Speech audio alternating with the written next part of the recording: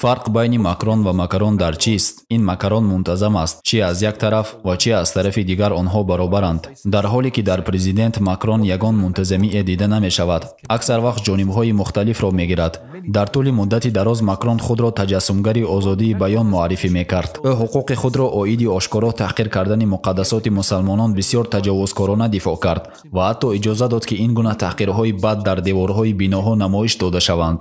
аммо вақте ки сухан оиди танқиди таҳқиромези сифатҳои роҳбарӣ ва ҳукуматдории ӯ меравад, Макрон комилан дигар ҷонибро мегирад.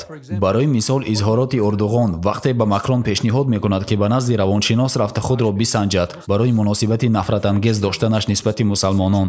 дар ҷавоб роҳбарияти Фаронса фавран Эрдоғонро барои изҳороти ғайри қобили қабул маҳкум кард ва фавран сафири худро аз Туркия бозхонд ва расман изҳор кард ки таҳқир ва дағалӣ ғайри қобили қабул аст ва метавонад ҳамчун таҳдид ҳисобида шавад. аз ин ҷо маълум мешавад ки озодии таҳқир ки Макрон онро эътироф мекунад, он қадар озодӣ ҳам набудааст. бидуни шак ин ҷуз мунофиқӣ чизи дигаре нест. ба наздикӣ дар Бейрут ӯ боз ба як дурӯягии худ дучор шуд. баъди оне ки ӯ маҳкум кардани карикатураҳои таҳқиромезро нисбати пайғамбар саллаллоҳу алайҳи васалам инкор кард. он замон ӯ изҳор кард ки президенти давлати Фаронса ҳеҷ гоҳ набояд ҳаққи ташриҳ кардани қарори аз ҷониби галереяи таҳририи рӯзноманигоронро дошта бошад. вале чанде нагузашта ӯ як рӯзноманигори фаронсавиро шадидан маҳкум кард ба хотири гузоришҳои ӯ оиди вохӯриҳои шубҳанок бо намояндагони созмони ҳизбуллоҳ. мунофиқӣ ин ҷо дар чеҳрааш дида мешавад ва дар бисёр ҷойҳои сарқонуни Фаронса навишта шудааст. масалан таҳқир кардани парчами давлатӣ дар ҷойҳои ҷамъиятии Фаронса ҷиноят ҳисобида мешавад ва ҳар касе ки кӯшиши нест кардан, вайрон кардан ва ё парчамро ба таври номаъқул истифода карданро кунад, ба ӯ ҷазои ҷаримавӣ мебанданд. мисоли зиндаи он ки Фаронса баъзе рамзҳоро аз рамзҳои дигар муқаддастар мешуморад. озодии баён дар Фаронса танҳо як асбоби сиёсӣ аст ки интихобан истифода карда мешавад. баъзан вақт он барои таҳқири ақалиятҳои динӣ истифода мешавад ва баъзан вақт барои ҳимояи мавқеи дунявии ҳукумати давлатӣ ба кор бурда мешавад. дар ҳоле ки ба он касоне ки муқаддасоти диниро таҳқир мекунанд ҳама чиз иҷоза дода шудааст.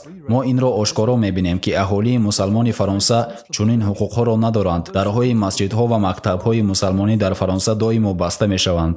ҳимояткунандагони ҳуқуқи инсон ки бар зидди исломситезон баромад мекунанд, пайваста ба ҳамлаҳое аз ҷониби мақомотҳои ҳифзи ҳуқуқ рӯбарӯ мешаванд. ҳатто кормандони фондҳои хайриявӣ дар бахшҳои мусалмонӣ пайваста зери назорат қарор доранд ва ҳатто ба ҳабс гирифта мешаванд ба хотири гузориш додан аз сӯистифода кардани ҳукумат. қонунҳои Фаронса ҳамеша худ қарор медиҳанд барои занони фаронсавӣ ки онҳо чӣ гуна либосро пӯшанду чӣ гуна либосро напӯшанд. оё аҳолии мусалмони Фаронса сазовор нестанд ки ба мисли дигар шаҳрвандонаш чунин ҳуқуқҳои озодии баёнро дошта бошанд?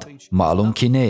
аз ин рӯ Фаронса набояд ки барои амалигардонии ҳуқуқи озодии баён худнамоӣ кунад ва умуман ҷомеаи ҷаҳонӣ набояд ки барои қабули чунин мавқеъ кӯшиш бикунанд. ҳуқуқи таҳқир кардани дин ва масхара кардани муқаддасоти муъминон ба ҳеҷ ваҷҳ на ба инкишофи ҷомеа мусоидат мекунад, на ба озодшавии он.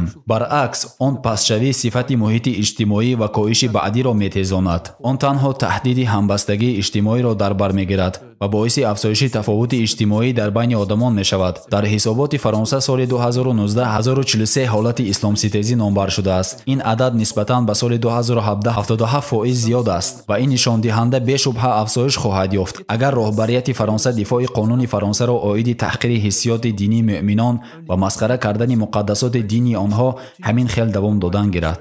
ҳеҷ тааҷҷубовар нест ки дар ҳафтаи гузашта ду зани мусалмон зери ҳамла бо садои арабҳои ифлос қарор гирифтанд, айнан дар зери манораи Эйфел ки рамзи соҳибихтиёрии Фаронса мебошад. фаҳмиши озодии баён комилан хусусияти мутлақро дошта наметавонад ва ҳеҷ ягон ҷомеа ба ин тарз фаъолияти самаранок карда наметавонад. дар ҳар ҷомеаи гуногун дар тамоми дунё қонунҳои ҳимояи ақалиятҳои динӣ ҷорӣ шудаанд ва Фаронса низ бояд аз ҷумлаи онҳо бошад.